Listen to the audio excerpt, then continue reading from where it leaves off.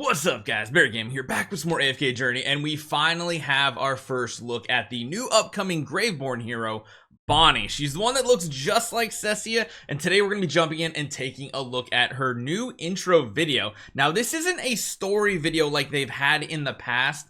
I really miss the character story videos, but at this point, I mean, the first image is like, how are people not gonna like this hero, right? I mean, come on. So we're gonna jump into it. We're gonna take a look because this does have all of her skills involved too, and we're gonna see what her kit actually looks like. So let's jump right into it. Let's see what's going on with Bonnie. Marksman in the Dead Tide Fleet, who's a pro at spotting. What is that outfit? Targets. What? Her archery? Absolutely top notch. Let's just be honest. This is probably like one of the thirstiest models I've ever seen in the game. Literally the least amount of clothes compared to like maybe like Citrana and stuff like that. But holy cow! All right, let's get serious now. She's also a natural leader, excelling at organizing and getting things done flawlessly. Hodgkin trusts her more than anyone else, and it's no surprise why. She is Bonnie, the Obsidian Claws. So surprisingly enough, we now know she's an A-level hero as well. I imagine it was because our last hero was an S-level. But she is a magic damage dealer at range. So all of her arrows are going to be magic. She has range 7, which is like the most you have on the battlefield. That's the same as all the other super long range marksmen out there. So that right there is already really good. A-level doesn't mean much in this game. Granted, most S-levels have better potential at being better. But there's so many A-levels still in the game that are still best in slot in their like specialty. So we'll have to see. As a Graveborn marksman, Bonnie's arrows carry this eerie aging magic that disrupts her enemies, piling on debuffs as the battle progresses. Oh my gosh. Her second skill, Decay's Reach, kicks in at the start of the fight, targeting the enemy in the back line with aging magic. So that's actually pretty cool. So this part here you'll watch, she's actually just targeting the furthest back enemy, and they're the one that's getting hit with the skill, which is pretty cool. The enemy in the back line with aging magic. It deals damage while reducing the enemy's pace for the duration of the fight. That means it's going to take them longer to get to things like ultimate skills and things like that. So that's pretty good. I like that, especially because you can kind of, you can't manipulate the battlefield with this type of skill. It's just going to pick whoever is the furthest back, and even if the enemy puts like a melee in the back and moves forward, I imagine this then switches to a different target. We'll have to see. Whenever an ally deals magic damage to an enemy affected by aging, the effect grows stronger, further reducing their haste. When aging reaches its full strength, it completely overwhelms the enemy, further reducing their attack and inflicting constant damage.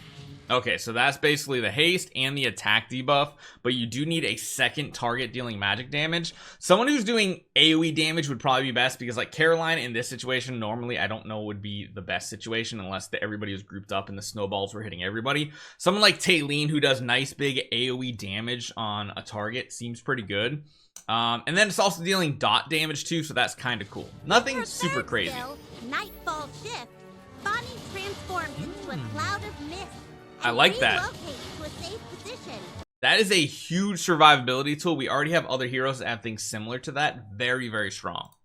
During this time, she is immune to control effects. That's good. And fires multiple arrows to deal damage.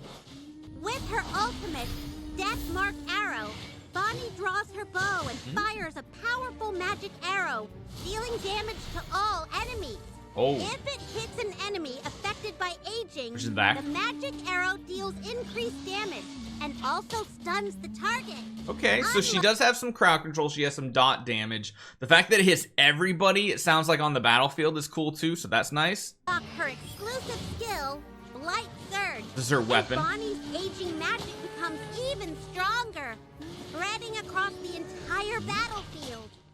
When an enemy affected by aging is defeated, or the effect reaches its full strength, the aging status immediately spreads to several nearby unaffected enemies. This is the one thing I hate in this game is anything that requires like an enemy to die, you almost immediately just like a lot of times check them off the list of like, well, they're not going to be boss damage dealers because their whole kit is around people dying, which leads me to believe that she might have some uses, but maybe not in Dream Realm. We'll have to see her rest of her kit. Dealing damage. To sum it up, Bonnie is all about spreading debuffs like wildfire, continuously reducing the enemy's attack and haste while maintaining a decent level of survivability. This area. It kind of feels like a win more type hero. If you guys don't know what win more really means, it means this is a hero that is okay by standard, but if you're already ahead, she just snowballs and makes you basically unable for the other team to catch up, which isn't a bad thing. It's just usually on free-to-play type accounts, you don't want snowball win more heroes. You want heroes that are meta-defining, and I'm feeling like this is not going to necessarily be a meta-defining hero, especially against Dream Realm. But let's see. I don't think there's anything else for her kit here just yet. They talk about some of the other events that are coming up, so let's take a look at that because those are going to be coming at the same time as Bonnie. Why not do some fishing to fund the trip? In Rustport, the Penny family has been trading fishing. moonlit pearls for generations. Oh no. At Penny's Fish Market, Magister Merlin can complete Ocean's bounty by delivering the required fish to earn moonlit pearls. The Magister can also receive moonlit pearls. I'm not the biggest fan of fishing in this game just because it's time consuming. The actual fishing itself is kind of cool, but I hate time consuming things in my AFK games. I don't know. By doing daily quests. Granted, most of these have nothing to do with fishing too to get the pearls, so that's nice. It's only like one thing a day. Moonlit pearls can be sold at Magister Merlin's Pearl Bazaar or traded at other Magister's Bazaars. The purchase prices fluctuate daily, and different stalls offer varying rates.